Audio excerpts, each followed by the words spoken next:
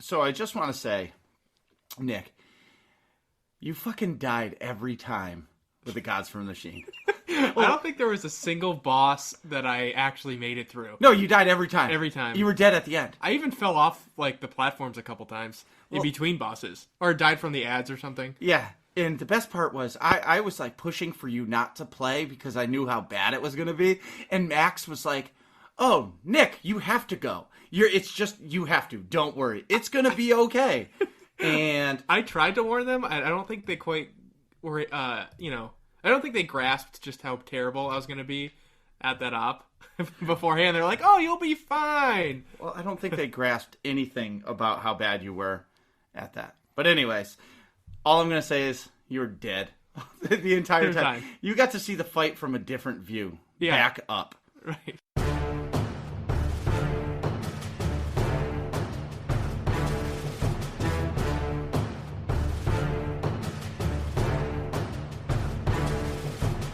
Hi, I'm Marcus. And I'm Nick. And we are Working Class Nerds. We're the podcast that gives you no information about your favorite information. Today is Thursday, November 15th, 2018, and you can find this I Had the Time of My Life in a Video Game podcast on Google Play, Buzzsprout, Apple Podcasts, and Stitcher.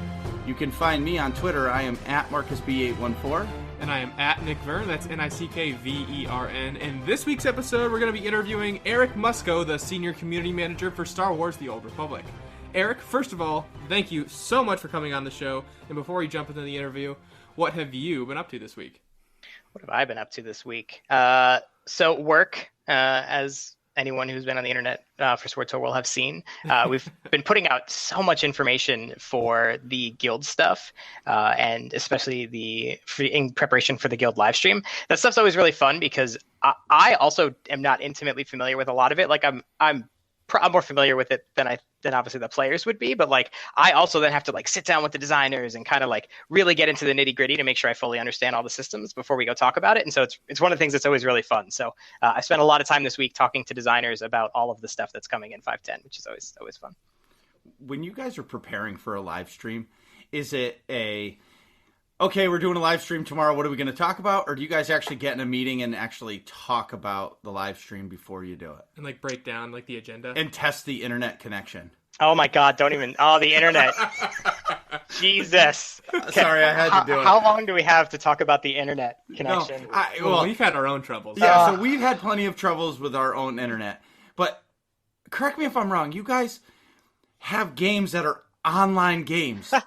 And your studio can't keep a steady connection. All right, I'll two-part answer. So I'll answer the internet first, then I'll talk about the preparation. So the thing that's tricky with our internet in our building, for security reasons, which this will make perfect sense when I say it, like we don't allow people to stream from the building for obvious reason. Like if there's lots of like secretive things that are being developed inside of our building. And so like, we don't want people to just have we don't want to give people the ability to just stream to anywhere from inside the building for security reasons. Mm-hmm. And so when we want to do a stream, we actually have to go through a whole bunch of hurdles. We actually use a separate internet connection than the rest of the building is hooked up to. Like there's a whole bunch of technical stuff that goes into doing a live stream. It's not just as simple as plug it into the network port and press stream. And so I honestly have no idea what's been going on with our internet, but it's been getting worse. Like the external connection that we use to stream. I have some meetings planned with some people to address it because it's bad and it's frustrating. It's frustrating. Right. Frustrating. Well, I understand, but I have a perfect fix for you guys. Tell me. AT&T, T-Mobile, Verizon. You can do a mobile hotspot and you'll get 4G LTE speeds in Austin, Texas. I love it. And you'll be able to stream to perfection. Do we need to put a hashtag sponsored next to this? Hashtag not a sponsor. Yeah, not a sponsor, yeah. Hashtag now kind of a sponsor, I guess. Love it. We're definitely not. Yeah. Okay, so for the preparation piece, so it really depends on the stream itself. So some of the stuff, so it depends on who's going to be on the stream, who's going to be presenting most of the information. So like we've done like the smallest streams, to be fair, the one that we did on Wednesday, besides having to gather a lot of different information, the information that was actually in it, if you looked, we presented it in like 4 slides in PowerPoint. So it's not like there was a lot of like preparation for that half of it. So like the smallest version of that stream would be is if we were going to present a stream that was largely informational, where I already knew a lot of the information and was intimately familiar with a lot of it, which in this case I actually would have been, except for the changes that we had been making. There would have been minimal preparation. I would have made the PowerPoint, sent it around to the designers, made sure I wasn't lying about anything, and then maybe done some, 5-minute conversations with some people to make sure we could address any questions that we assumed would come up, and that would be the end of it. The other spectrum is if we're showing gameplay, like the 510 live stream, that baby took like 3 weeks to put together, of multiple teams, lots of meetings. Sure.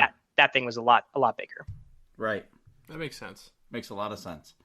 All right. Well, so I just want to take a minute before we dive into this awesome interview and the rest of the show to thank everybody who participated in SWTOR Unite. Doc SWTOR, thanks, man.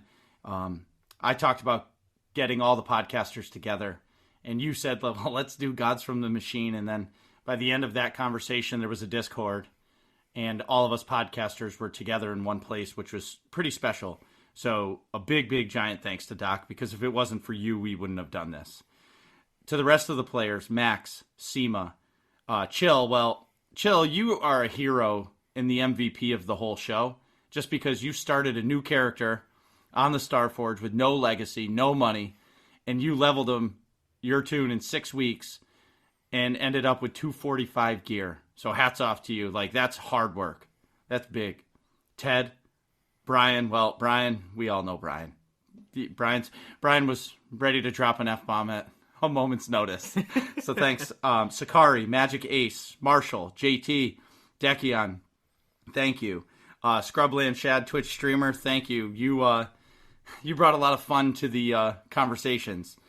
Corley, which is an AIE officer in the guild I'm in, thank you for coming. Intastar, he's a blogger who does something in Arabish. I can't remember the name of his blog, and I'm failing miserably at that. But thank you. And the biggest one is Nick. Thanks for coming, dying a lot at every boss. When a community can come together to do something special is awesome. And then to see, 5 or 6 different streamers come together and then see all the different people from the community watching us people who talk about this game for a night. For 4 hours, mind you. 4 hours and 10 minutes was Doc SWTOR's stream. That was a long stream. Yeah, I was tired. 1 o'clock in the morning was... It was pretty...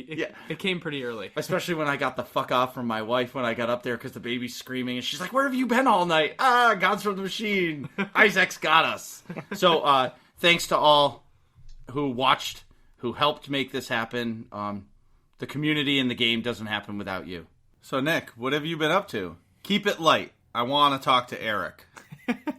Yeah, I'll be quick. So, this past couple weeks, I've been like 99%...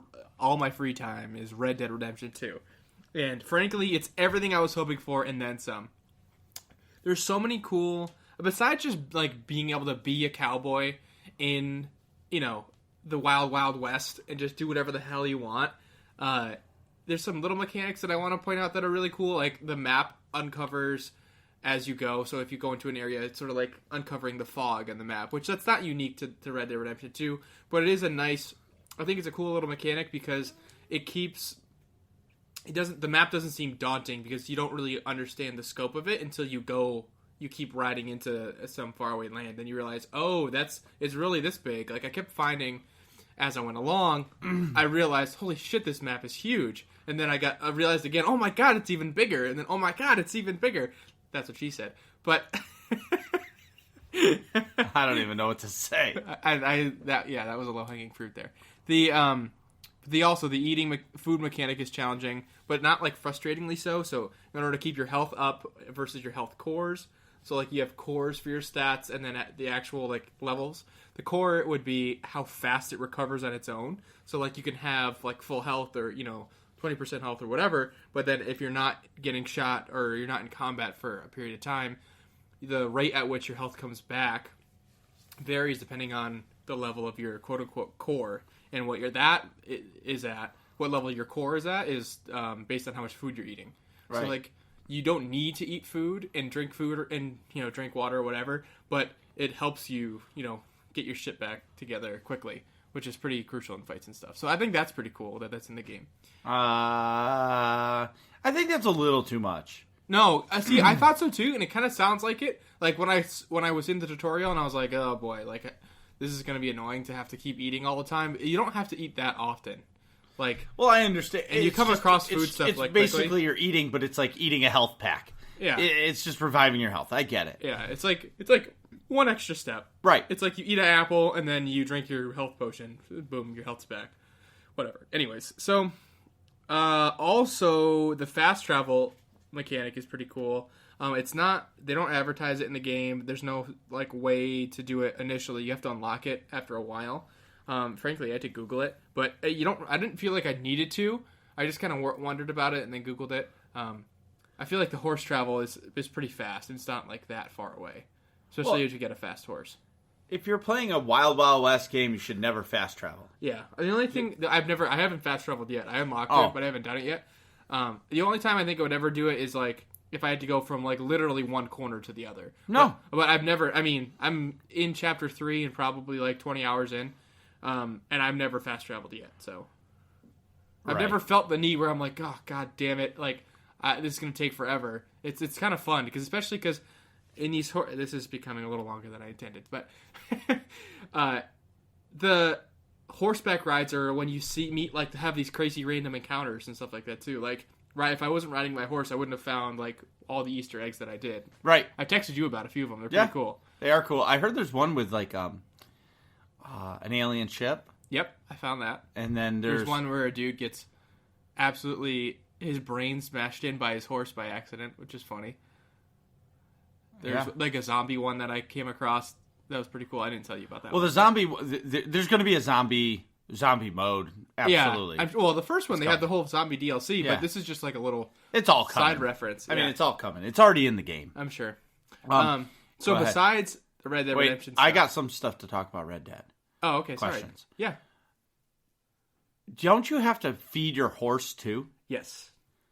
But your horse can fucking die. Yeah, but you can revive it.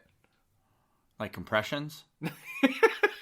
No, but that would be cool. Well, for me, because, I do that in real life too. But no, there's like a horse reviver potion that you like stab it with, basically. Like it's a syringe or something. Oh. At least I've never had to use it because my horse hasn't died yet. So it's an EpiPen. It's basically, it's like an EpiPen type of deal. All of the medicine things you can give your horse, there's like a health pack or a stamina up or whatever. You can you inject it to your horse. And there's cocaine gum you can take for yourself. And there's a horse stimulant, which I'm assuming is probably also cocaine. Which I thought that was kind of funny. Exactly. I thought that was pretty funny. I was like, wow, that's just right on the nose. They're not no hiding it at all. Well, no, that's the way it was back then. I know. They thought it was good for you. It's crazy. Well, it was a medicine. Right. Back then. So, besides anything else for Red Dead? No. Besides Red Dead, I got roped into SWTOR Unite at the last second. Well, you didn't. Okay. No, hold on. I volunteered, but cautioned the crew. No. You didn't. No, you volunteered. You're like, oh, I absolutely am coming, and I want to hang out and chat and just hang out with all the podcasters and everybody else. Right. Just hang out. Yeah, in the voice chat and be a part of it. But I'm horrible at ops and knew that going into it. So I was like, I'm not going to participate in the op. You guys have a full roster. I'll let you do that. I'll just hang out in the voice chat and be a part of SWTOR Unite. I'm part of the podcast. I should be involved. So that was what I had signed up for. And then Max signed you up for something else. Yes, and something else entirely. And I honestly, it was the most fun I've had in a game in a long time, and I know Marcus wants to talk more about it, so that's all I'll say for now. Marcus, what's been exciting in your neck of the woods? Baby. So I'm back to work, which I think I've been back to work for a little while now. Mm-hmm. But it's just, everything is such a blur. I haven't slept much. Yep. But I've decided some things. I've been playing my smuggler. Mm-hmm. I think I'm level 33 now. And yes, everybody listening to this, yes, it's taken me a long time to get my smuggler to level 33. But I'm only playing an hour a night, if that, on my laptop at my peninsula, just because, the baby and everything. But what I'm going to say is, I've decided that I'm not buying any more video games. Yeah, because you never play them. No, I play them. Oh, sorry. You don't play them for an extended period of time. No, I play them twice. Yeah, like Red Dead. Assassin's Creed Odyssey. Now we're Greek. Yeah. And I'm proud of my Greek heritage. Heritage, yeah. Heritage. And, yeah. And I love it. I haven't touched it since the second time I played it. Mm-hmm. Okay? I got everybody. The hype train was real about Red Dead Redemption. Right. I bought it. I played it twice. And haven't turned it back on. Okay? And then I was like, oh, I'll buy the guidebooks, and that'll keep me interested. Nope. Done. Yeah. So then there's a new MMO that came out called Maple Story 2 that it's like cartoony. I loved the first Maple Story. I should get into this. Yeah, you probably really would like this game. Yeah. It's completely free on Steam. Yeah. And so I created a character. Yep. And that was the first time I played it because baby. Yeah. And then I actually played it. Yeah. That's it. Nothing. So I've completely decided that, if I told my wife, if I'm going to go buy another video game, just slap me. Because I'm not going to play it. Unless it's like a Mortal Kombat or like a car racing game or like a first-person shooter where I can like play 2 or 3 matches. And like get off. Yep. Yeah, but like big story-driven stuff, you're not good for because you already have a game in that role. That's so sure. Right. Yeah, exactly. And if you're gonna get a second game, it's got to be your quick in and out game. Quick in and out game. Call of Duty, a racing game, exactly. Right. And on a sidebar, I read something today, and I don't know how true it is. Battlefield 5 is coming out next week, and I guess deep down somewhere in the game program, EA is hiding the pay to win. Oh, like loot boxes and stuff. I don't know what it is, but I guess it's like it's there. Yeah, and it's the worst they've ever seen it, but EA has just been silent and said it's not there. They haven't even said it's not there. They haven't said it is there. They've just said nothing, and they're just going to wait. Once the game comes out and everybody buys it, then they're going to be like, boom. Here's the thing, and I've been thinking a lot about these microtransactions. Mm-hmm. If we keep bitching about pay to win, all we're going to get is shit fucking mobile games for the rest of our lives. We're not going to get any AAA games because nobody's going to invest money into a AAA game that the game ends. Right, yeah. Where these fucking junk mobile games, people are spending, on average in Japan, each mobile game, each average Japanese mobile game player spending $23 a person on a mobile game. That's crazy. That's a lot of money. Hell yeah. On a mobile fucking game. Candy Crush fucking whatever. Yeah. Yeah, it's insane. But that was my little sidebar. So, as I said in the beginning of the show, thanks to everybody for SOTOR Unite, but I just want to dive in a little bit. Mm-hmm. So, we made it happen. We got it all together. We needed a couple subs. A couple people couldn't make it, which I understand. We had so much goddamn fun. We ran for 4 hours, which I mentioned earlier. And Nick came along. He got roped in by Max because he's like, you're here, you're coming.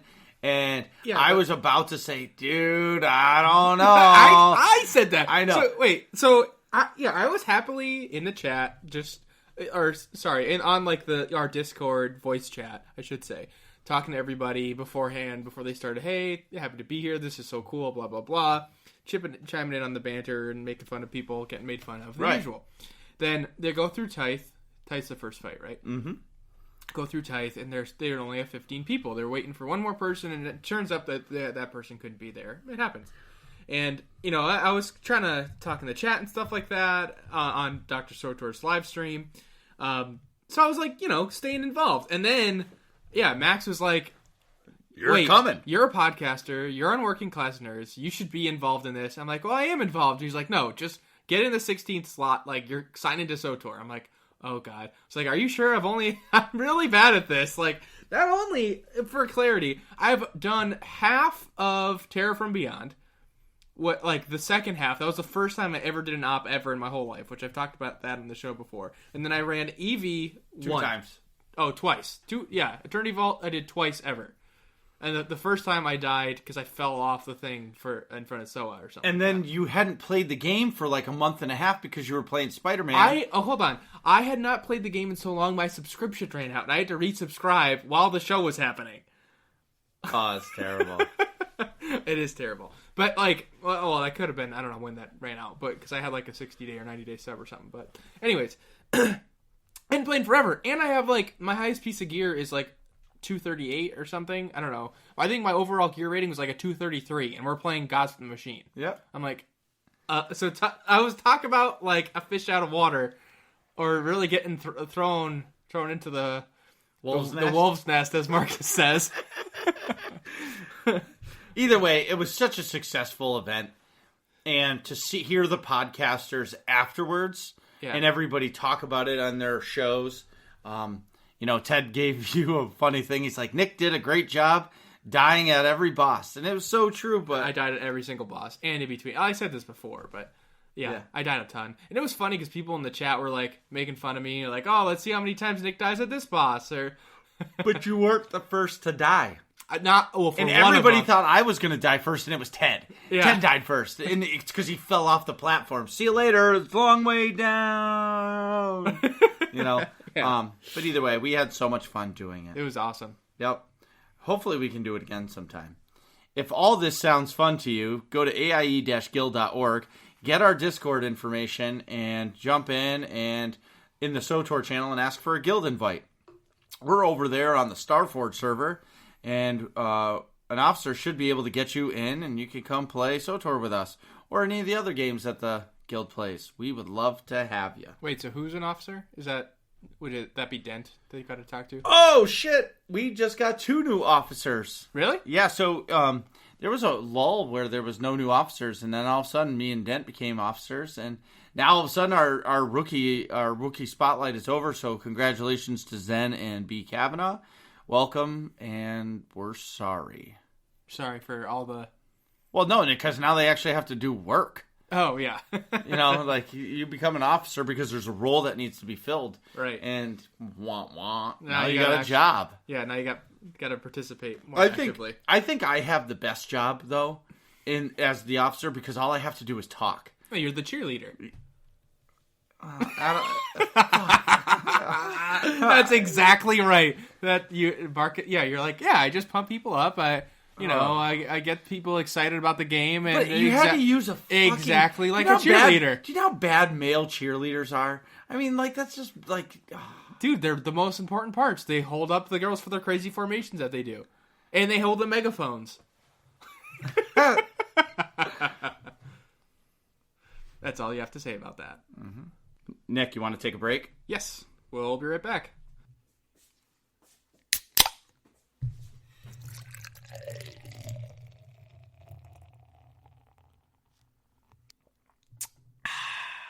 And we're back.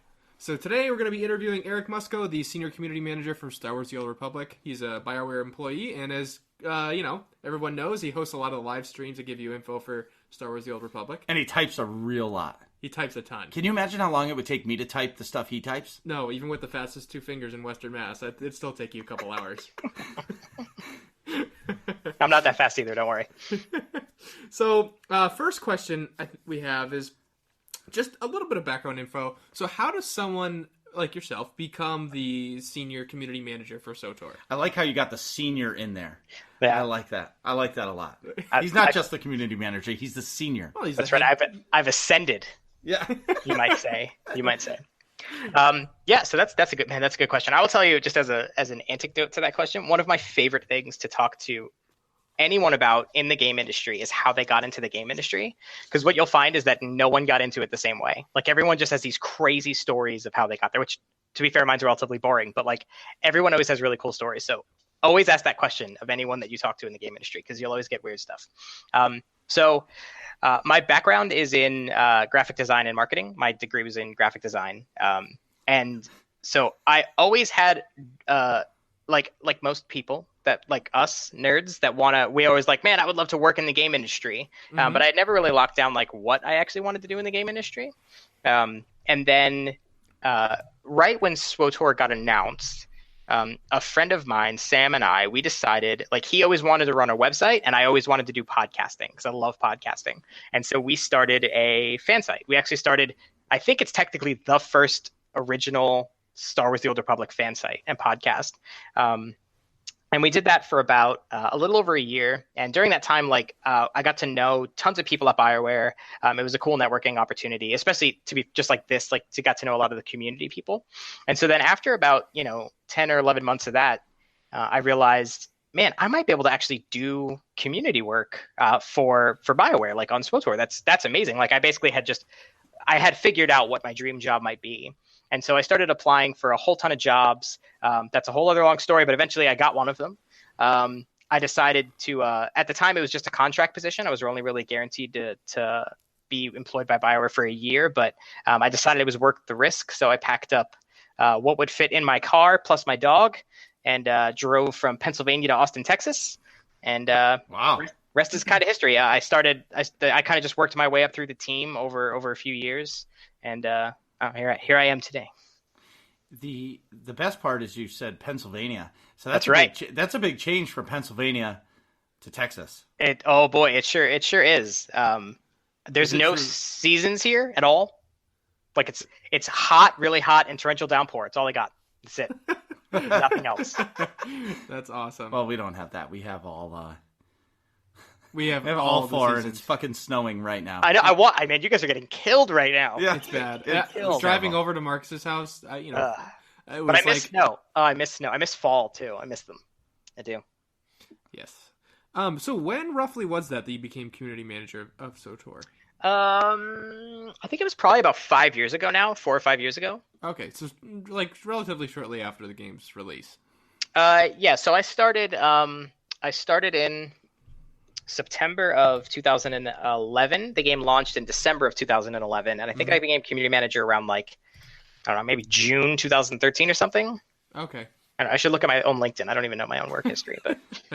Well, right. Speaking of LinkedIn, what does being a community manager entail? Or maybe better yet, so if we went to LinkedIn and typed in the job description for you, what is your job? Oh man, what is it that you say you do here? Yeah.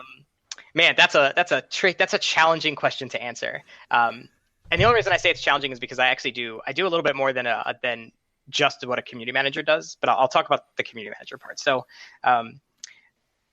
the basics of what a community manager does in my mind, what my job role is effectively to be a bridge between the players and the development team. So, any traffic that goes across the lanes, like if there's two land masses, one is players, one is developers, my job is to always be that bridge. So anything going between them effectively goes through my desk. I'm using air quotes.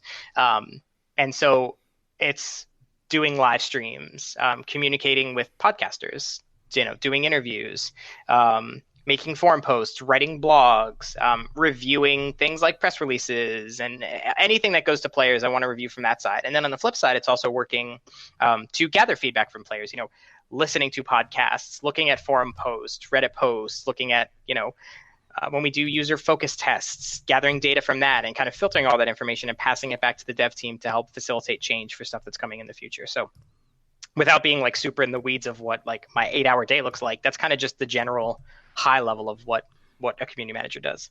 You guys work 8 hours? No. That's a good one. Yeah. No, I was going to say, because I don't know anybody that works 8 hours a day. No. Game. I mean, and obviously, I don't think I have to tell you guys, game industry is notorious for people working far more than 8 hours. But I mean, the thing is, and this is the truth of it, everyone that I'm surrounded with on the SWTOR team loves their job and loves working. I'd be like, my dream was to work on Star Wars: The Old Republic, and so I'm doing it. And so whatever. I don't care. I don't really care that much how many hours I put in. It's fun. It's a fun job. All right. Well, speaking of bridging the community from the developers to us, what's the difference of being the senior community manager under Ben Irving, sure, versus Keith Koenig now? What's it like on your end? Because there has to be a clear difference because, driving a Ford versus a Chevy, it's still a car, but they both drive completely different. Yeah, oh man, that's such a good question. And I know there's probably some loaded for bear behind it because I know that to the community, Ben may not be everyone's favorite person for reasons. So there's two elements to it that that I can talk about. So one is Keith is my boss. Keith has been my boss for probably like 4 years. So even when I was community manager under Ben, Keith was still my boss at the time. So there is a little bit of a difference between when Ben was producer on SWOTOR versus Keith, because Keith is also my boss. So there's a little bit of a difference there. So the thing is, and this isn't necessarily just specific to Ben and Keith, but this is true of any producer, because I was community manager during Jeff Hickman and also during Bruce. Sure. Bruce McLean, is that every producer is always going to come in and have a different idea of what some of the best ways might be to communicate to players. Yeah. And that's not to say, and before anyone gets concerned, that doesn't in any way mean that they're dictating how we communicate to players, right? Like ultimately that's what I'm there for. But just as an example, like if you look, when Ben was producer, we did an enormous amount of live streams. Mm-hmm. Enormous. We were doing like bi-weekly or weekly, monthly. I don't even remember anymore, but it was a lot. Because Ben really felt that was a really good way to put himself and Charles and myself kind of really out there, put faces to names, really humanize who we were. I mean, we were giving at minimum monthly updates of what players could expect to come to the game. And that's a lot. Like that's a lot of really recurring communication. Mm-hmm. And so that's really where Ben kind of favored some of the communication that we did. Whereas if you look on the flip side, like you look at Keith, I think Keith's face has only been on camera on a stream maybe twice since he's been producer. Because that's not really his thing, right? Like Keith really likes to sit in the back. He has a lot of trust. He has a lot of trust in me because he's been my boss for a while. And so he kind of is like, you know what? I think you and Charles should really just go handle some of the forward-facing streams and a lot of that stuff. And obviously we've moved away from doing as many live streams. We kind of focus a lot more on like core, posting in the forums and really engaging with people there. And so it's kind of just changed. I think that's really been the biggest impact between those two guys, is really just how they like to approach the way that we communicate to players. Sure. I personally love it when Keith comes on the stream because he's so excited that he wants to tell us things that you guys don't want us to know. And that's the best part, or that's the premise that we get. Man, it's so true. It is so true. I was joking the other day. It's so weird that like my job is to communicate to players. Like really all I should want ever is to tell you guys everything always. And like sometimes I find myself being like, Keith, you can't say that. You can't do that. Well, yeah. And I'm like, you do.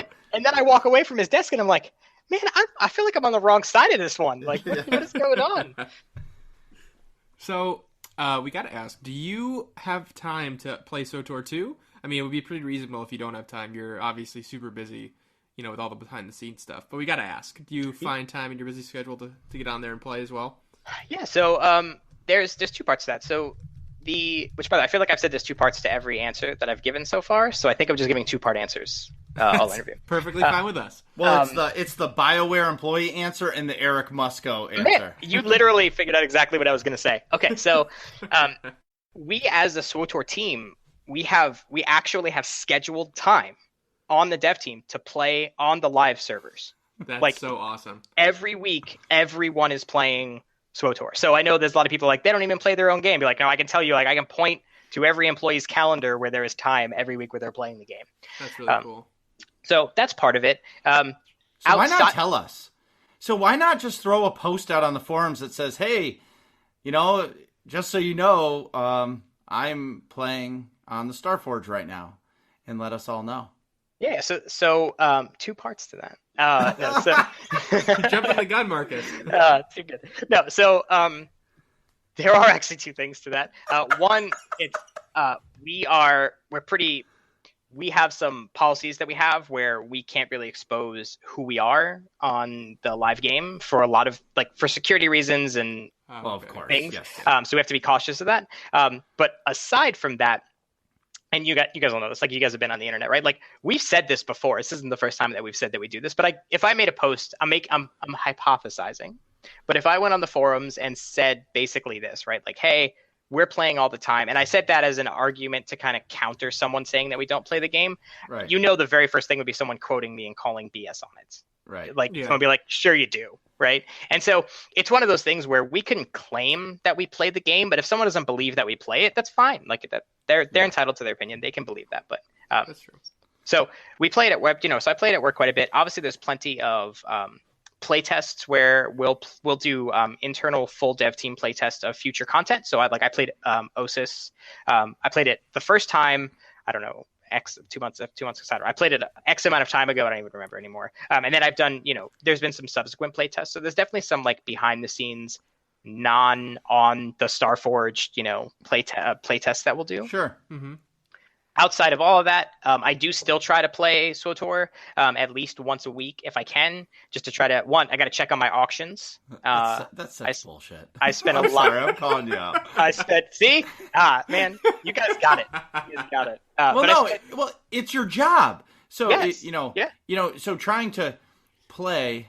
Like at home when you're trying to just relax. We totally get it if you don't. And frankly, you don't have to say on here. But Well, yeah, but, even if you do for an hour because you're in the GTN, you guys blame everybody for the economy, but it's you guys that are raising all the prices on us. Right.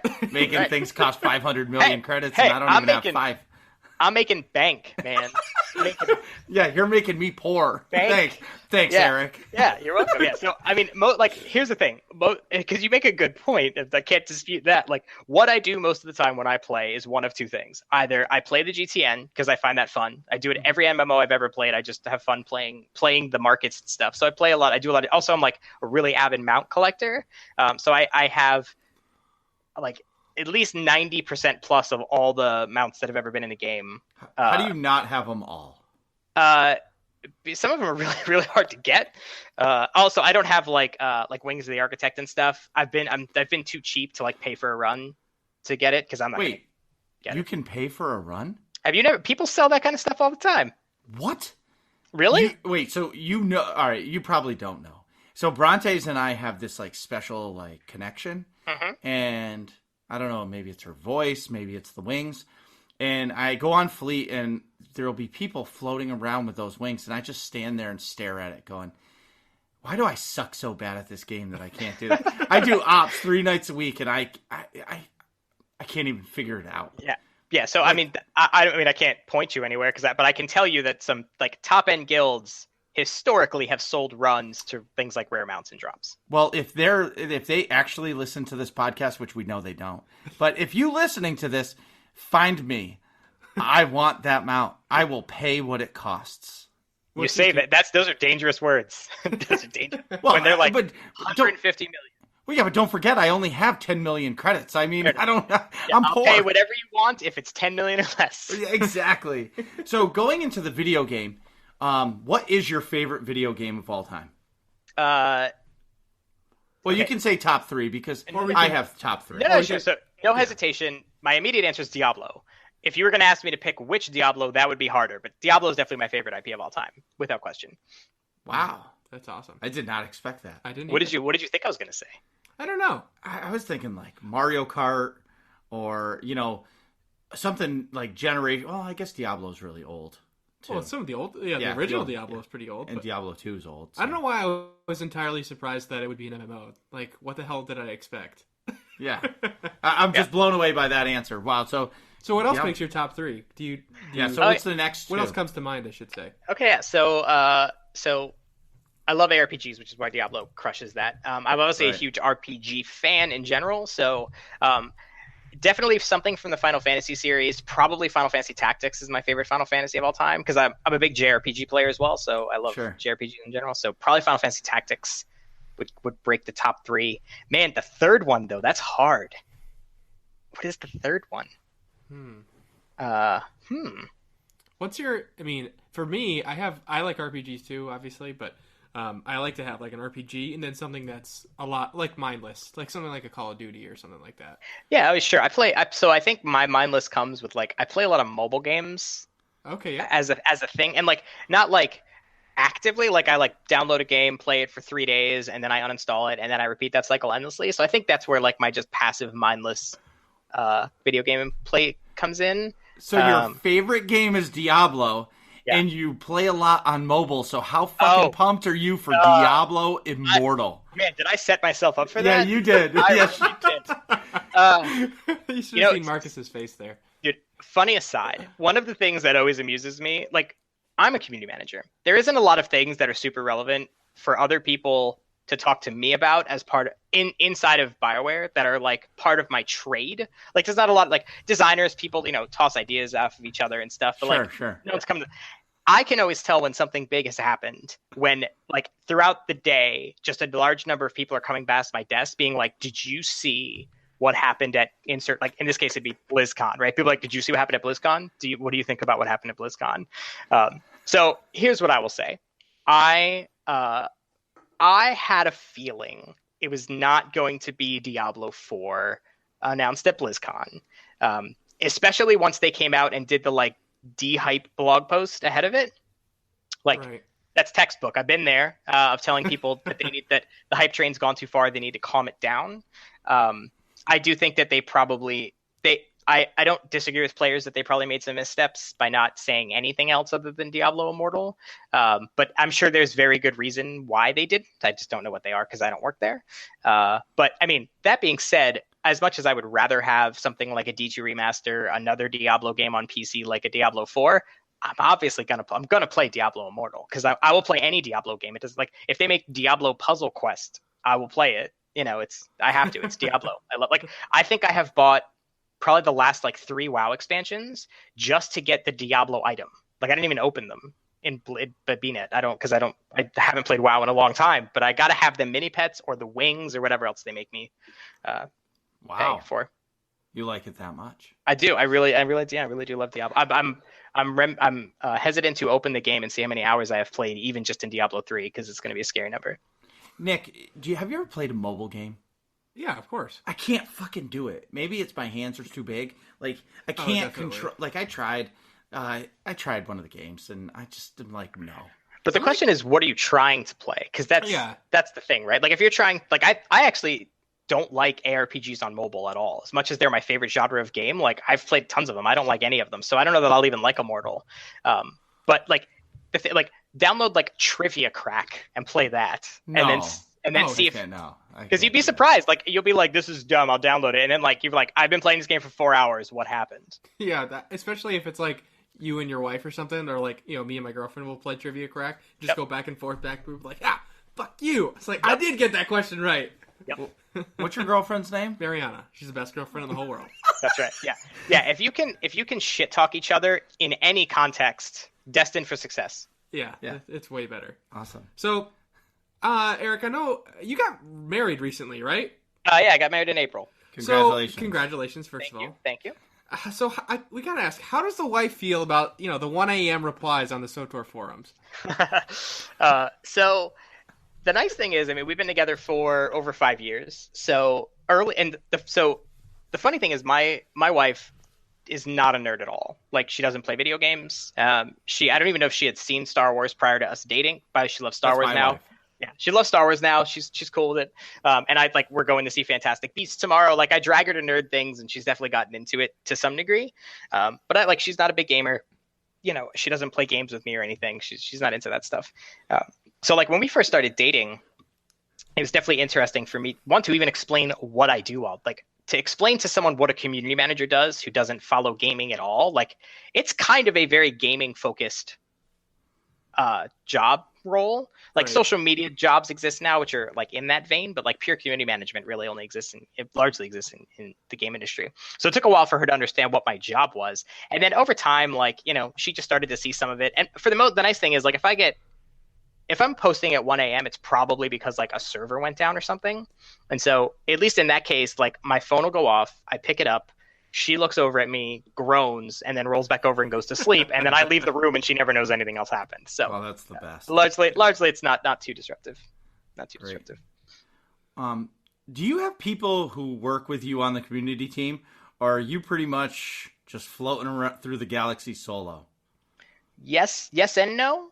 So currently, I do not have anyone else that works as specifically community team on SWTOR. That being said, for anyone who has watched the internet, we had a job listing up for someone, community coordinator, to work on SWTOR, and we've hired that person, and they'll be starting towards the end of November. So what's their name? I don't know if say that. I don't know if I can tell you that yet. Is it a guy or a girl? I don't know if I can tell you that yet either. That's But terrible. Nobody will know. I mean, come on. That's true. Yeah, that's It's just us three. That's It's right. just us three. Just us friends here. Yeah. So when they come on, I'll have some help. But outside of that, of just specifically on the community team, I have a lot of people who do help with things, right? So like we have people on the marketing team who will help with social media work and some of that stuff. We have web team, which helps with our publishing of things. The development team actually often helps write a lot of the forum posts that I make, where either in some cases they'll like literally write a forum post and send it to me and go rewrite it to make it make sense. But like, here's all the information. Keith helps with a bunch of stuff on that side as well, and some of the other people in the that work on live production on SWTOR. So, I mean, even though I am a one-man community team, there's definitely a village surrounding me of people who help with kind of everything. So, Sure. Who controls the Twitter account? who controls the Twitter account? Me, mostly. So you do all of the social media stuff too? Mostly, yes. I don't do most of the writing of posts, but I do most of the publishing of it. Okay.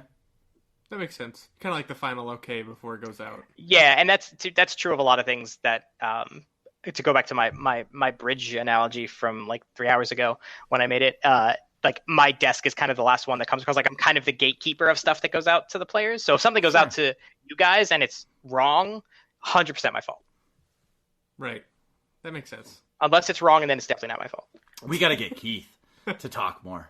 I know. We got to Oh, start. man. We got to hashtag Keith on every live stream or something. Oh my god, the best! Oh my god, it's so funny every time. Like, man, when we were going into the Wednesday live stream, Charles and I had talked about like we're like, hey, are we in a place yet that we think we're comfortable telling people the exact launch date? Like we knew we were going to say early December. We didn't know if we were going to give the exact date. And so Charles and I were both like, well, let's find Keith and see if he wants to make that call before we head in or whatever. And so then we get to the stream because I hadn't seen Keith all morning. I just didn't think he was going to come to the stream because I know he was in meetings a lot on Wednesday. And then like we go to do the stream and he just walks into the room right as we're going live, which we were dealing with stupid internet issues at the time. And so he was like, he's just trying to do his wave. And then he's like, oh yeah, I'm going to go be back at my desk and chat. And I didn't even know he was going to be in stream. So I joked with him afterwards. I'm like, Keith, I'm real proud of you. You didn't put out the release date since we didn't put it out. You also didn't do it. And he just smirks. Like you have like the stories that I can tell you guys, like Keith is genuinely probably the biggest troll I have ever met in real life. Like he's so funny to work around and he just finds every opportunity to mess with people. That's the best. Awesome. So I got to ask then, what made you pick Working Class Nerds as the outlet through which you're going to tell everybody the release date? You know, I mean, 5.10. you guys are top notch. Just top. I might even say toppest of the notches. Wow. if I can be so bold as to say that. Well, thank you so much. It's a shame that we have to edit that out of the podcast, but yeah, right. Well, maybe the director's cut someday. But in December when 510's out, you Yes. can be like, look, he told us. See, we had the inside info. We had it We the did? whole time. Wait, I didn't hear a date. Wait, where did I have lag? Wait, And it must every- be there. Are you in the BioWare office? Is there lag? Yes, right. And then every time someone asks, just be like, no, you must admit, just go back and listen to the whole podcast again, start to finish. It's there, we promise. Just keep trying. Yeah. I think it's after the fifth listen, it unlocks and you get to hear it. Yep. So what I was really going to ask, what do you like the most about Star Wars: The Old Republic? What do I like most about as just the game? Yeah. What's your favorite part of the game? Oh my god! I mean, I get to go be whatever I want in Star Wars, without That's mine question. too. That's easily the answer. Also, Kai Zeiken, but that's like a second. Yeah. There we go. No, I'm kidding. No, it has to be that, right? Like, I mean, like that's the whole. To me, that's always been the coolest thing about MMOs specifically. I'm not. Like I play like Dungeons and Dragons and stuff. Like I play tabletop role playing, but I'm not into role playing when it comes to video games, really. But that doesn't mean that I still remember when SWTOR first came out, and I was working at BioWare. Me and Courtney Woods. I don't know if you guys remember Courtney Woods from the community team back in the day. She and I used to like every weekend, we would go to lunch, and we were both playing through the agent story. And so we would just sit down and like compare notes of like, oh, here's what my agent did, and talk about stuff. And so I was learning at the same time that she was of like the variance in how like the acts will end depending on decisions that you make and some of the stuff. And it was really cool to me to talk about like, this is how I've been playing the game as an agent in Star Wars, and she's talking about it having a completely different experience than I am, even though we're playing the exact same class in the exact same game. And I just thought that's always been the coolest thing to me. Well, just going with that, what's your favorite class to play? Concealment operative. It's Marcus has one class that rules them all for him. Which is what is that? Well, so no, let me. All right, so you hear me talk. What class do you think I play the most? What class? And just think, stereotypical wild man. Smuggler? Nope. That's a great answer, though. See, that's the first thing I thought of when you said stereotypical wild man. Oh, or bounty hunter, right? Like it should be one of those two. Marauder all the way. Okay, sure. For the Sith warrior makes sense. Yeah. You said if you had clarified like you were a Force user, I think that might have steered him. It would have narrowed it down. It wouldn't have been great if I was like Jedi Consular and you'd been like, have you played this video game like at all? So what is the biggest piece of news that you gave the SWTOR community over all these years that got the most positive response that you're the most proud of? Like, as an example, you posted something and the uproar was so happy, and you went home that day and you were like, wow, that was an awesome day.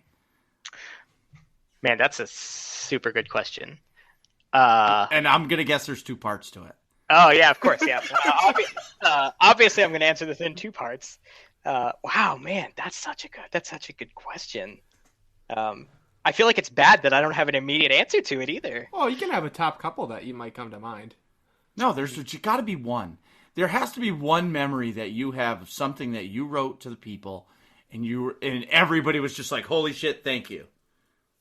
Silence. Like the mic drop. Well, so man, and this is why this is hard to answer. Is that like part of what my job role is when I'm making posts and working with the team on how we're going to deliver information is that for the most part, we have a pretty good expectation of how players are going to react to it, right? Like when we post something and players are real mad about it, or, that there's some unhappiness and everyone's like, how could they have not known this was going to be the case? Like we knew that was going to be the case. Like sometimes we have to sometimes we make changes that are good for the health of the game that we know may frustrate players a little bit. Like we know that that's true. And so what's hard about this is like things that players celebrate, I would have already expected that they were going to celebrate. So I'm trying to think of an example. Like there's definitely been things that I've had to do where we've tried to like abate concerns or something that we knew were there by delivering positive news, around the time of something else. And I'm trying to think of like if there's an example of somewhere where we did that and I got a better reaction. Like I know it has to have happened that I've gotten a better reaction than expected somewhere. But man, I am super stumped on. I'm actually shocked.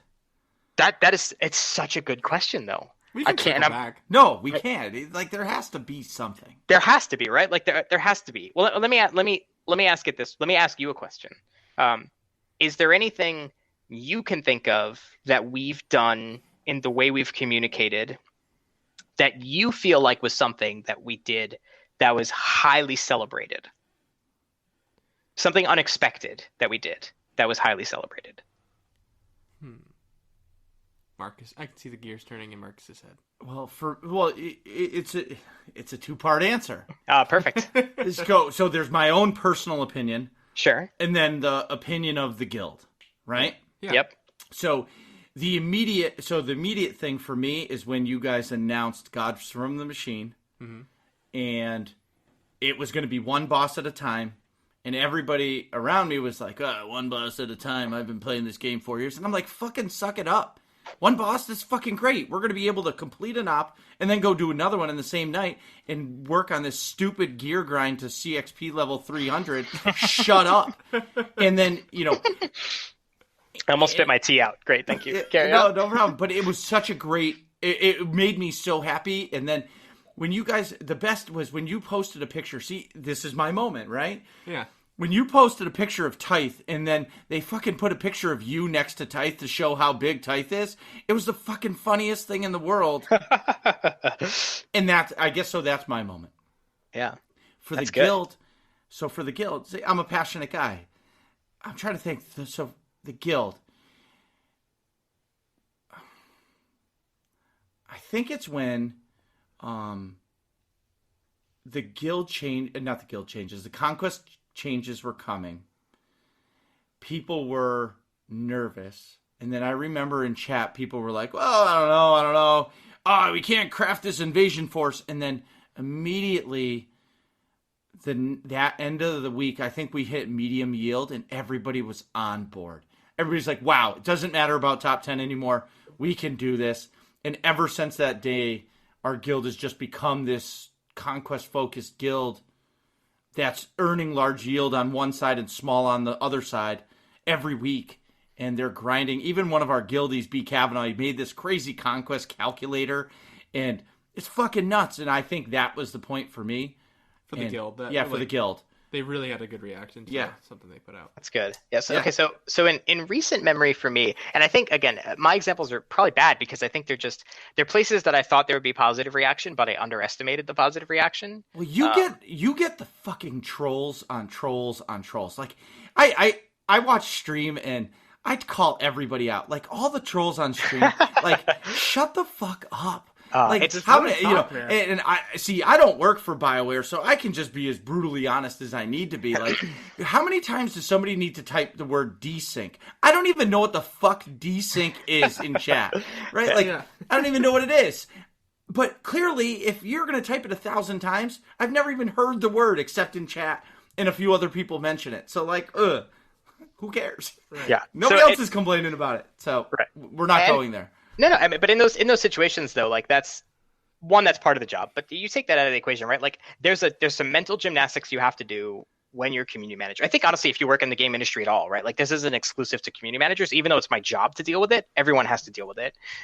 Is that like, because even though this can be used as a cop out for people who want to be real crappy to other people on the internet, I do believe that it is also true in that people who get real nasty on the internet do it from a place of passion, in that they're passionate about the project because they like it. They wouldn't. No one's going to come watch a SWTOR stream if they actually hate the game. That doesn't make any sense. No one's going to waste their time, right? I say that shit all the time.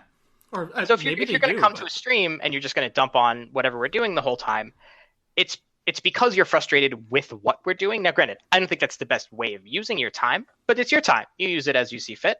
And so that's okay. And I mean, like, for things like... a community manager answer. Yeah. But it's true. But I mean, like, and for things like desync, right? Like, this is one of the things I've always struggled with personally as a community manager is I do not like the concept of if me as part of my job is just kind of doing the, like... posting all over the place on the forums. Hey, yeah, great thread. And I provide no meaning to it other than like putting yellow words in there. And it's because for me, like if I'm not going to provide something that's meaningful, like if I'm not going to provide an answer, at least saying that we've captured it and passing it on to the team, like if I'm not providing something meaningful to a conversation, I don't feel like me being there is providing value. Like short term, I think it would be great for people to be like, oh man, look how active he is everywhere. But then after like a week of me doing that, they'd be like, okay, literally he's just saying words and nothing's happening. What is he doing all day? So with issues like desync, it's tricky because like we've talked about what we've said with desync as an example, right, is like we're aware that there's concerns about desync happening, especially in the new war zone, and we're looking at ways we could potentially address it. Something like that is systemic inside of the game, and so it's not a simple fix. So it's nothing coming short term. And we've said that on numerous occasions. But people keep asking because they keep asking for updates. And so it's kind of one of those things of like either I have to provide constant updates that are non-answers, which aren't really very rewarding for anybody, or I have to say nothing, which also can be not rewarding for anybody. So it's, Yeah, you're in a tough spot. It's toss-ups. I'm going to go back to this question. What is the piece of news that gave the community over the years that got the most positive response? The most positive response of anything we've ever done? For you. Yeah. Again, I'm going back to this question that you went home and you were like, wow, today was a great day. Okay, so there's two things that I thought of while you were talking. I was leveraging Solid. you to buy time for myself. Yeah, exactly. That's why we weren't letting you go with this. Yeah, of course. No, I appreciate that. So the one that and again, in my case, for context, these are specifically things that got better reaction than I actually expected they would. Sure. So the first one in recent times is the Rishi Stronghold. Yes. The Rishi, exactly, right? Like, so the Rishi Stronghold, I thought, first off, super cool. It's an awesome stronghold. And the functionality that we added to it, though, I actually didn't think was a huge deal, because for the most part, like, we certainly have some prominent streamers and content creators who do things like run PvP tournaments and stuff. And so for them, it's certainly valuable. But outside of that, I was like, I don't really know that guilds, like, it's a good feature, and I don't think anyone's going to not like it. But I don't know that we're necessarily going to get a parade for it, because I just don't know that the use cases for how many people are going to use this is going to warrant a big celebration. And I was wrong. Like, when it went out, people were stoked. Like, people were saying things like, this is like one of the first big innovations I've seen SWTOR put in the MMO genre. And I was like, wow, I misread this badly, because I really didn't think it was going to be that big of a deal. And then what I loved about it was that when it went on the PTS, the dev team really rallied around how excited everyone was for it. That PTS was crazy. I have never seen the dev team put so many hours and so much time into making that many dramatic changes to a system we had put out on PTS prior to it going out. Like, it was like they added an entire other area that didn't exist. Like, Right. That's a crazy amount of dev work to do that. And so the team just really rallied behind it, and that was really cool for me to see. And I'm glad that I was wrong with things being more positive than I expected and not worse than I expected, because that's bad. That would be bad. You know, what's awesome about that is what you said is that you already said that the devs love their job. But what you just proved was when all of us were so excited about it and somebody mentioned, there's nowhere to really sleep. And the devs were like, fuck, they love this thing. Let's do this. And, you know, it's true. Whether people still troll and talk shit, you guys accomplished it. And over the course of 3 days or whatever it was, all of a sudden we come in on a Monday morning to play and holy shit, there's an apartment on the PTS. What the hell just happened? Yeah, like, let me give you a process of example of how exactly that happened, right? So, like, whenever there's a PTS, usually, like, let's say PTS goes live on a Friday, I put up a bunch of feedback threads, whatever. Monday, first thing when I come in the morning, I gather every bug report, every piece of feedback. I gather all of it. I generate a report.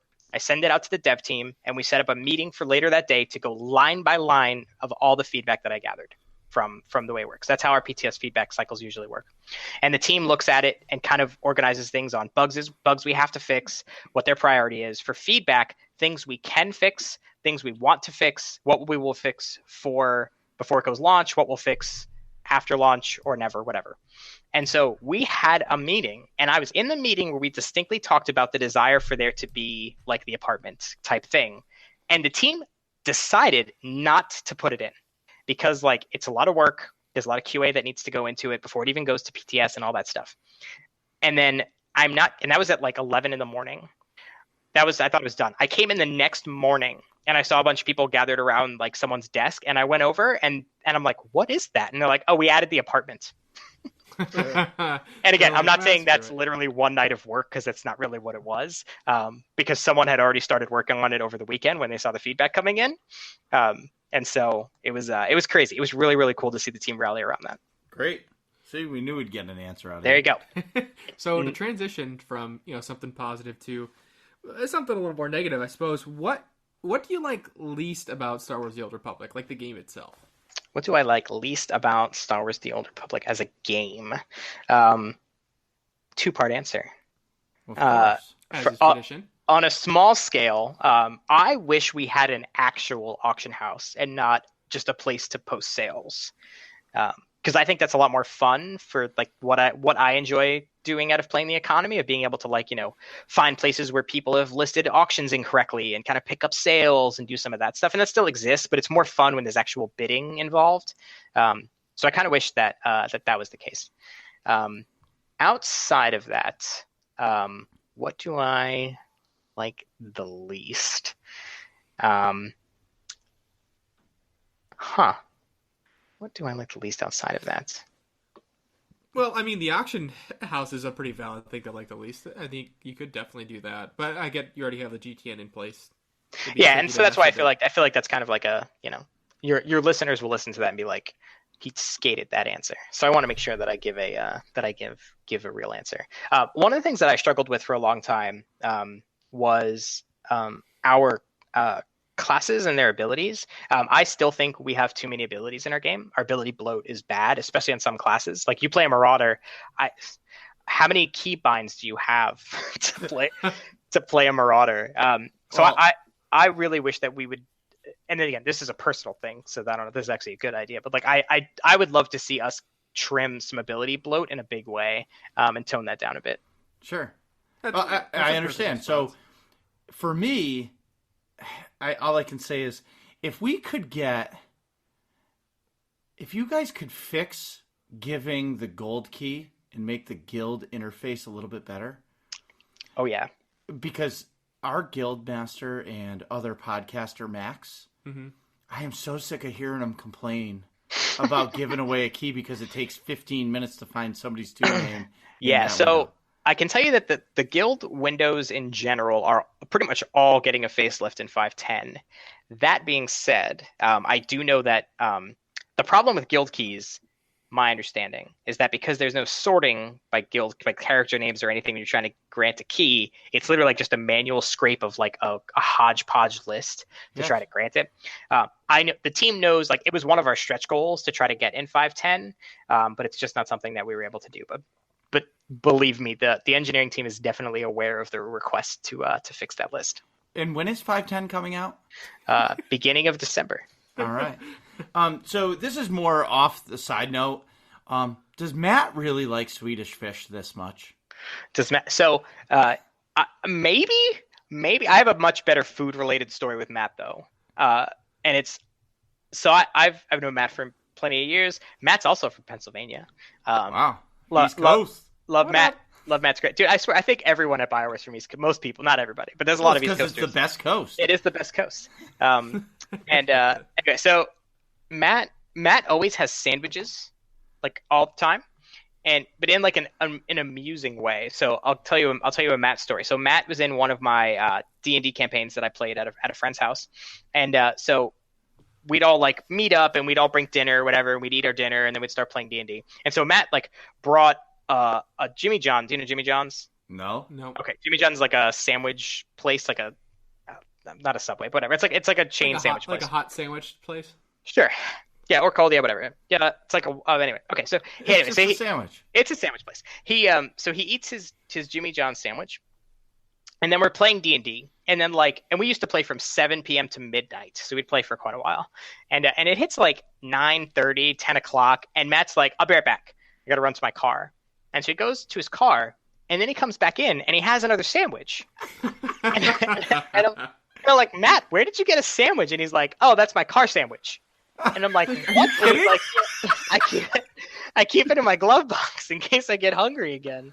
And I was like, "Matt, you're my favorite." Just from that moment on. When we were watching the 5.10 live stream, he's devouring these Swedish fish, and then you and Charles were like, "I guess we're eating Swedish fish." The best thing, what the fuck are you doing? you couldn't see Matt. I mean, if you could have panned the camera 1 inch to my right side, you would have seen Matt leaned in, holding like a little like bowl thing with Swedish fish, just staring at chat, just ramming him into his face. I mean, I'm surprised you couldn't hear him chewing. He was like right off camera, looking at chat, and he kept pointing at stuff in chat, being like, "Oh, answer that. Oh, answer that." It's great. That's awesome. But why don't you get? You can get like a Logitech webcam. It's like wide angle for like $40. Oh, they don't want to show Matt ramming him down his throat. Yes, you do. We don't want that. I mean, I would love to do a stream of just like, let's do a 5-hour stream. It's just Matt. We're just gonna put Matt on stream, and Matt just go cut loose. That'd be awesome. Well, that would be awesome. But my favorite thing, and I'll just say it because we're talking about Matt, is how people were getting a button in the PTS to just insta kill Tithe because they can't fucking beat him in Nightmare. Yep. Can we please get rid of Master Mode and just go back to Nightmare? Yeah. Oh my man, we've talked about it because I messed. How many times have I messed it up? Yeah. I put it in the presentation. I called it Nightmare. Yeah. Yeah, it's a problem. Like, I think we had the absolute best intentions, and I agreed with the intentions actually when we did it, of just like our naming convention was a mess. Even back when it was Nightmare, our naming conventions were a mess. Like, we were inconsistent about what meant what. But the problem is when we changed it to just be Story, Veteran, Master, we also made it inconsistent. And then we also removed Nightmare, which was extremely common in everyone's nomenclature for that difficulty. And so, yeah, we just keep messing it up. The problem is, like, it is a non-small amount of work to change it. And I'm not saying we won't. It wouldn't be something we'd consider, because it's definitely something we still talk about. But we're with you. We're with you. We'll just keep messing it up. That's great.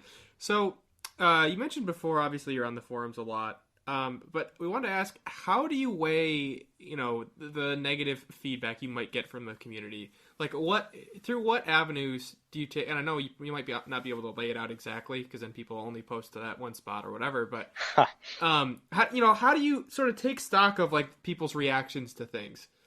Yeah, so we do it in a whole bunch of different ways in general. So, like, if you look at the forums, for an example, right? The forums are quite literally a fraction of a fraction of a fraction of one segment of the player base.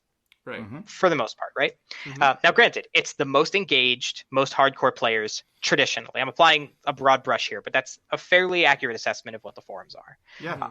And so it's a very good gut check for that segment of the player base.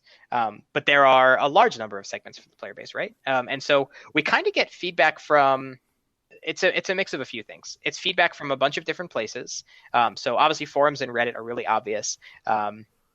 Social media, from social media in general, influencers and podcasters such as yourself, because you'd be surprised that, maybe you wouldn't be surprised actually, that podcasters, YouTubers, stuff like that, can be a pretty good avenue to get feedback from the places that we don't already get it from, right? So I'm sure you guys have plenty of listeners who never go to the forums, who probably don't even know what my name is or what I do.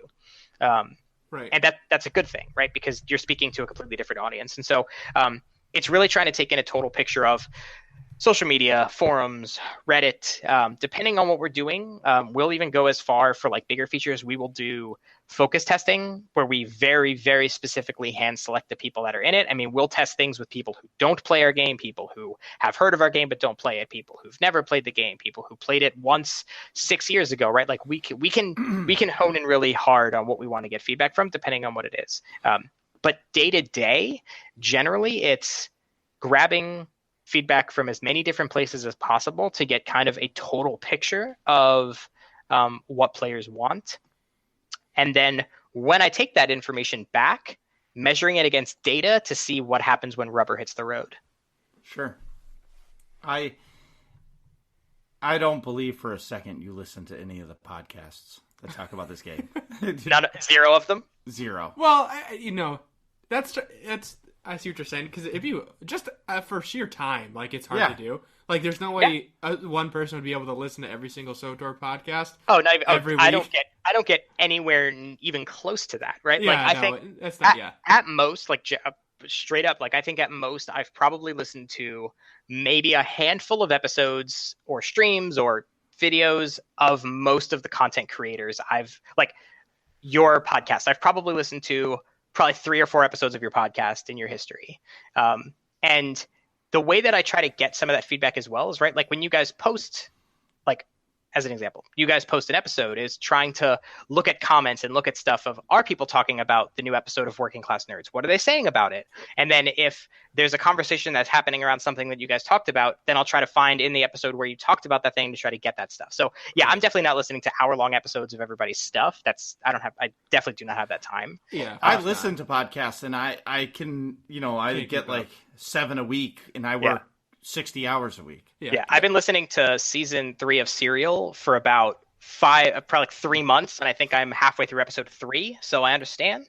Up and vanished. Absolutely. Just Up and vanished is super good. Correct me if I'm wrong, but it's basically, it kind of sounds like, if you have 3 YouTube content creators and 4 podcasters doing an episode on something you just put out, negative or positive, obviously that's having a strong response, and you can see that. You know what I mean? But if you put something out and it's all quiet on the Western Front, you might maybe people didn't like that much, which just sort of a neutral response. Or then if you can have the same thing in the other direction, people being outraged or whatever about something that came out. So I see what you're saying. You can monitor that stuff without having to actually go through and listen to hour-long episodes or entire videos or whatever it might be. Is that fair to say? Yeah, totally accurate. Yeah, and as a double down on some of that is the influencers, right? So we have a large swath of different content creators that are in the influencer program, and they and obviously you guys have my email address too, right? And so the one thing that I encourage anyone who has that kind of direct line of contact with me, right, is like, if you guys see something that happens and you have strong feelings on it, send it to me, like email it to me. The influencers are in fairly regular contact with me on a variety of things. And so if they see something bubbling up in their community where they're like, holy hell, this is becoming a problem, or man, people are super jazzed about this thing, they usually try to let me know. And so I would encourage you guys to do the same, and any other content creators that are listening, do your absolute best to try to reach out to me and get me that information, because it's super helpful. Because I only have X amount of hours in a day, and I only work Y of those hours, and so trying to find time to gather all that stuff can be challenging. But the other part of it too is some of it is just instinct, right? It's one of the things I talked about earlier of usually we have an expectation of how something's going to go, and so unless something falls really far off of the scale from where we expected, it's usually pretty good that we have a good idea going in of where things are going to fall. Right. So I guess, how do I say it? The hardest part for me is, everybody, you say these words influencers. I don't even know what that is. Sure. So do you want me to tell you? I can tell you what it is. Sure. Okay. Yeah. So first off, I don't like the word influencers, for starters. Because clearly they don't influence shit. So it's a common industry term that people use for large. I'm using large. I'm putting it in air quotes, but large YouTubers, streamers. Effectively, the intention is you are a content creator who has an influence on a community, even if it's just their own community. They have an influence on that community, right? So we have a program called the Influencer Program, which is people that are content creators for SWTOR, not necessarily exclusively, but that cover SWTOR, that have been creating content for a fairly large period of time, that fall within some specific guidelines. If they and have interest in joining our program, if they join the program, they get access to an under NDA forum where we can kind of talk about some stuff. We'll try to work with them sometimes to try to get information ahead of time, try to get their feedback. To be fair, you guys would perfectly qualify for the program if you wanted to be in it, realistically. And so that's what an influencer is, kind of at its core. Okay. That makes sense. Well, I guess that makes a lot of sense, because I'll call Sotorista out how, I never even saw the Rishi Stronghold, and you guys release it, and she has a whole video on the entire thing, and it's completely made and produced, so clearly she got in there before everybody else to be able to make that content. Right. Yep. Perfect. Very cool. Okay, so my final question, or our final question, what are you most excited for in SWTOR for the next year? So up until November 15th of 2019. Oh man, that's a cheeky question. Why? You're trying to fish. No, I don't. No. See, I'm not fishing. We're on to you. No. I don't fish anything. It's just so there's got to be something that you guys are talking about that you have mentioned, or that you can say, because obviously I'm not telling you to say, oh, tell me that we have XYZ operation coming out or something. Exactly. Yeah, I don't believe in data mining, so any of that shit I don't know. I won't even go to OSIS or OSIS, whatever the hell it's called, until it's live. I see the pictures. Okay, great. Ted had a perfect example of it from his podcast this week. It's like a combination of Jetta and Jakku. Perfect. Done. I'm excited. I saw a picture of it on your live stream. I don't want to be spoiled. So my question is again. Yeah. What are you the most excited for from now until November 15th of 2019?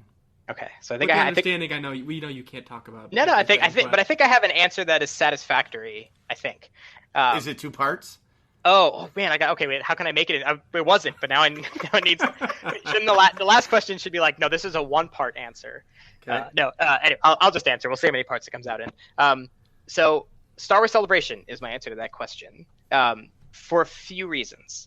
We definitely have intentions. If at all possible, we'll be there, and we'll do at a minimum a cantina. Like I'd love to be on the show floor or something else, but I don't know what we'll be showing or talking about necessarily at that point. But because Star Wars Celebration is such a huge deal for us, whenever it happens, like the biggest if you guys have never been to a cantina, I met you in New York. Oh, awesome. Okay, perfect, great. So you were mad at me that day. Was I? No. Yeah. Well, it's because I was mad. I was not mad. Mad is not the word. Because, I look at, until I, actually started thinking about it and, actually, put some real thought into it, I was kind of mad about marketing. And okay. I cornered you at the, I didn't corner. I just walked up to you. Yeah. And I started talking to you. And my wife was like, don't bother him. He's talking to a million other people. And I was like, that's why I'm here. That's exactly why you're there. Yeah, no, I'm here to drink beer and ask Musco this one question, and it was about marketing, and you instantly rolled your eyes, and whatever. So I don't believe you. No, you rolled your eyes. You were I'm not an eye roller. I think Marcus is very sensitive. You probably blinked the wrong way. And he's like, "Oh my god, did you see the way he looked at me? What an asshole!" I love the concept. By the way, now please, if you come up to me and ask me a question at any other event, just open with, I'm Marcus from Working Class Nerds, and then I will just immediately be like, ugh, and I'll do a full eye roll and look at everyone else look at this guy here. Yeah. Oh no, for sure. Right. Anyway, so what the hell was the question? Oh, sorry. What you're pumped about? So the celebration cantinas are always big for us because we've had over 1,000 people. We had 1,400 people at a cantina in Celebration before. And so they're always really, really big for us. So we always try to make a big deal out of what we're bringing there, right? We try to have big announcements or at least something big to talk about. The Tithe fight? Right. You know how mad I was that I know, that there? was – and see, that's an example of where we couldn't get together a big announcement, right? All we really had there was Tithe you could play against Tithe at Celebration, and we announced Divella and Esne, and really not much else. And that was kind of, even for us, that was kind of disappointing because we couldn't get the rest of the stuff together, reasons to talk about stuff really beyond that, and that was disappointing for us as well. So my hope is for Celebration 2019, we will be able to talk about some cool stuff at Celebration. So what you're saying is 6.0 will be discussed at Celebration. I'm not saying that. But we gotta poke the bear a little. My hope is that we can talk about some cool stuff that's coming next. Because I can tell you, I am excited about what's coming in the future. I'm excited about what's coming next year just in general, and so I'm excited for when we can tell you. One of the great joys I get from being community manager, you asked a good version of that question, right? Is what's the thing that I've gone home and been nailed it because players are really excited. I love seeing the passion that players have for the game and being really excited for the things that they do. I'm even you couldn't see my face because I'm not on camera, but I was grinning ear to ear the whole time you guys were doing the intro, talking about SWTOR Unite and the things that you guys did. I talked a bit with Dr. SWTOR about the stuff you guys were doing. That's awesome, and that's so cool to me to see the community come together and do cool stuff like that. And so when the community gets excited about things and does things, it makes me super excited. So anytime we get to talk to you guys about the exciting things that I know that are coming that you don't, always a win. Okay. That's great. I was just going to ask one more, but I'm not Please. No, do it. Do it. Ask it in 2 parts. Okay, 2 parts is, the first part is, can you tell us something that's coming in the future that you haven't announced before? And part 2 of that is pretty please. But is it pretty please question mark? Yes. The you're I might say please, but it depends on the first part of the first answer to the first part. Yeah. Man, okay. What can I say? That's a good question. I have one that all right, is 6.0 real? Is 6.0 I think that's pretty broad. Like, what do you think it'll ever come out ever? Is what? No. That's just a broad question. Just leave it broad. That's an easy yes or no. It's not. It's not an easy yes or no. How is that not an easy yes or no? Okay, here's why. So I remember someone talked to me at one point about, it wasn't about this specifically, but I'm trying to think of what the context was that they used for it. It doesn't matter. I'll just use this context, right? If I asked you, what is 6.0? It's the next evolution in the game. That's what it is to me. I have my opinions, just like you said earlier about the hype train. Like, of course, I have my hype train exactly like. If you told me 6.0, I have in my head what the perfect 6.0 is. Right. And so that's the challenge with the whole 6.0 thing. But 6.0, I mean, let's face it, 5.10 could have been 6.0. Sure. Right? It could have been, because it's awesome. Right. It could have absolutely been it, and then you guys just added something else. Sure. But what I'm saying is 6.0 is the next evolution in the game. Okay, so in the context of the question you just asked, sure, yes, 6.0 will exist someday. Yeah. Boomba. Because the thing, right? But you understand what I mean, right? Like, if you asked 10 people what 6.0 meant, like, if someone may hear me say those words and then be like, he confirmed it. There's 15 new levels and 6 operations. Well, no. See, I don't believe that, because I think really truly, and this is my opinion, is you guys fucked up the whole leveling thing. Because level 70 could be it, and you guys could just go the stupid fucking command ranks forever. Mind you, I'm 248, and I'm fully augmented, and I'm loving it. But I'm really getting a lot of positivity about this. No, I love it. But I'm serious. Like, I don't have to go to level 75 for an expansion to be happy. Like, for me to be happy. I just look at it as 6.0 marks the next evolution. Sure. That's all it is. So that, you confirmed it. That's it. Let me ask you this question. Because you brought up something that I thought's interesting that I've been trying to get like a thumb on, because I'm curious, is like, okay, so you talked very positively about level 70 and about Galactic Command in general. And I think it's not unfair to say that for a fair number of people, Galactic Command is effectively a 4-letter word. And what's that? Like bad, like a swear or something. Yeah, people don't like it. Fuck that! I love it, but I'll tell you why in a minute. Yeah, okay, right. So you said that's interesting, right? Because if you remember when Galactic Command came out, I mean, Galactic Command terrible. No, I mean, was not received well, I'll say. That's because people like to whine and bitch. Yeah, you could give every single person every single thing they want. Okay, I build custom kitchens and I install them. Every single customer, every single one. There's not every single person that I've dealt with ever has their one thing that they're not happy with. Sure. So I've had somebody who was unhappy with the doorknobs that they picked out. Yeah. I've had somebody that just didn't like the color of the cabinets that they bought or picked.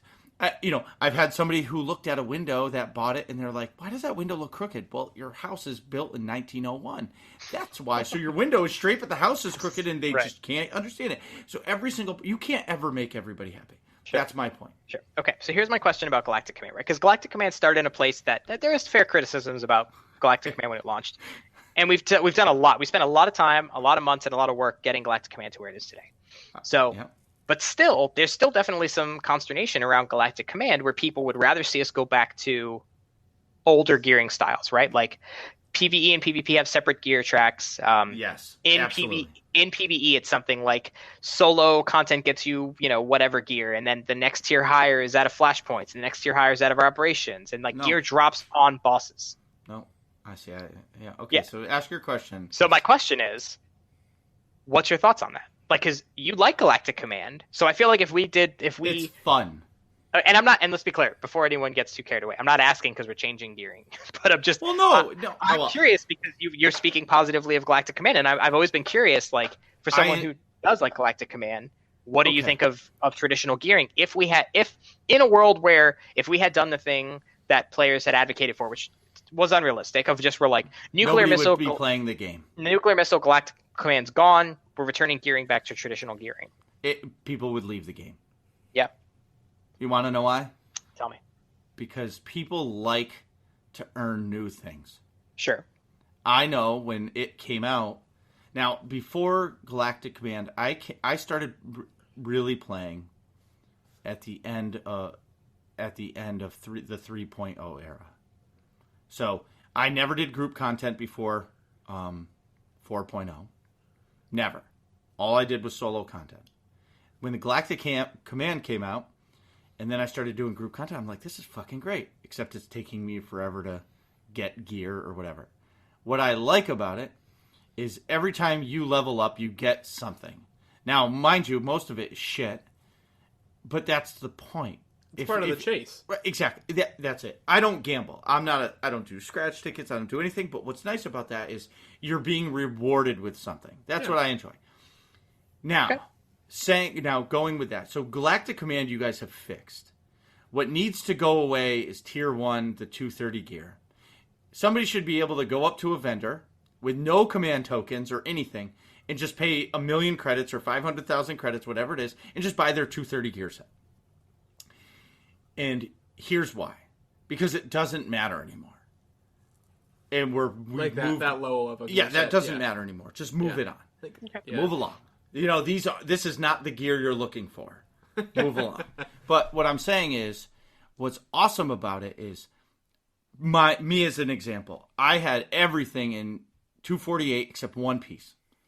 It took me, I can't even tell you how many boxes to get the final 248 piece, but it kept me intrigued. And mind you, I swore a bunch because, motherfucker, I wanted that piece of gear. But what happened is I got little mods and enhancements that were 248 that I put in it. So the only thing I was waiting for was that goddamn 248 armor piece. And when I finally got it, I was accomplished, and I was like, okay, that's great. But what's fun about it is, still to this day, now you guys have added the charged matter, transubstantiators? Yeah, whatever. I think I have a stockpile of those things. And everybody's like, you should sell them. I'm like, no, I'm not going to sell them. But you've added stuff. If I could be in your head and say, how do we move past this area? I think you reset command levels. Stay at 70. Nobody needs to go to 75, in my opinion. Just start us off at 1 again, but 1, and give everybody, 236 gear, and then, or 248 gear, whatever that is, and start off at 1 and then go again. A lot of people would be unhappy with it, but I look at it as, at this point now, everybody's going to look at it, okay, we're raising it to 400. Everybody's going to be like, what the fuck? I should have been 400 a year ago. It's because they kept playing after they had reached 300. Because once you hit 300, you're done. Right. And it's much easier to get command ranks now. I enjoy it. I don't know. Good. That's good. Thank you. Appreciate that. That's good. Good info. That's good. So I can tell you that at some point next week, we're going to put up some details on how Masterwork gear is going to work. I don't even want to talk about that. Because we've made a bunch of changes to it. And so it's going to be easier than it is, I think, as a general statement, if people have seen how it works on PTS, it's going to be easier than that to get, especially 252s, because 252s were way too hard to get. But anyway, so we'll talk about a bunch of that stuff. That'll be next week. But I'll be curious to hear what you think as someone who likes Galactic Command, especially because we've definitely removed an element of it from Galactic Command, but you can still get the parts from Galactic Command. So I'll be curious to hear what you think. All right. Sweet. Well, hey, thank you so much for coming on the show. Oh, wait, Marcus, did you want to say something? Yeah, just bring back PvP gear. Please, just shut everybody up. Dude, and we've said this before, right? Like, one of the challenges we had is that bringing back PvP gear is extremely complicated in a world where Galactic Command exists. Well, no! So what if, okay. Oh, boy. It just popped into my head. And see, you did this. Now how, we were asking you questions and, we deflected for a little while? Yeah. How can we... Okay, if I'm playing an op as a tank, I get tank gear, right? What if there's a button, almost like the Vele and Esne fight, where blue and red. If you click blue, you get PvP gear. If you click red, you get PvE gear. And that's how your Galactic Command, and all you got to do is click a button. So if you need PvP gear and you want to max your PvP gear, you open a command crate. You get PvP. Your command, and all of your command crates from here on out are PvP gear. That's very interesting. I don't know the complexity of what that looks like to implement. But whoa. I don't know anything about it. I'm just saying, if I was shooting from the hip, Yeah, because, no, I hear you. because if you take away Galactic Command and like the fun parts of the boxes, then... yeah, that is a big component that you're missing. That's been in the game for a long time. Yeah, I think that would work. I mean, I don't know development anything. I'm just a guy too, but that sounds pretty reasonable. Maybe you could click like, open this one for PvE specific stuff, or open this one for PvP specific stuff. I don't think that's completely. I don't think that's unreasonable. I don't think so either. Actually, that seems like a simple yet elegant solution.